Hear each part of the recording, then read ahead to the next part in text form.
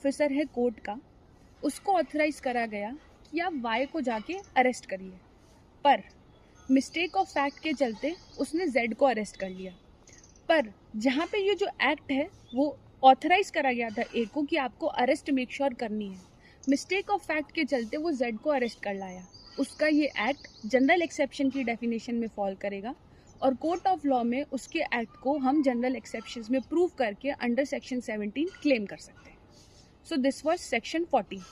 15 हमें बताता है कि जुडिशियल प्रोसेस में जो हमारा जज है, जो भी एक्ट कर रहा है judicially, it is all falling under the definition of section, falling under the provision of section 15, और उसका हर एक्ट जनरल एक्सेप्शन के तहत फ्री प्रोहिबिटेड रहेगा अंडर पनिशमेंट।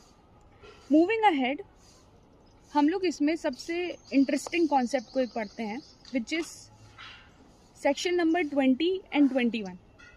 सेक्शन 20 एंड 21 हमें legal maxim, which is the legal term we use, doli incapax के बारे में बताता है। Doli is a term use for a kid और a child. What is child now? Section 2 subsection 3 हमें बताता है कि चाइल्ड की डेफिनेशन में क्या होगा। भारतीय न्याय संहिता के अंदर लिखा गया है 18 साल से कम आयु का व्यक्ति चाइल्ड की डेफिनेशन में फॉल करेगा। अब इसका रिलेशन जनरल एक्सेप्शन से कैसे है, हम उससे समझेंगे। सेक्शन 20 बताता है, एक तरीके का डिस्क्लेमर देके रखा है हमें, वो ऐसा कोई भी कार्य जो कि 7 साल से कम उम्र के बच्चे द्वारा किया गया है, तो वो कभी भी पनिशेबल नहीं होगा। इसको करने का पीछे का रीज़न क्या है?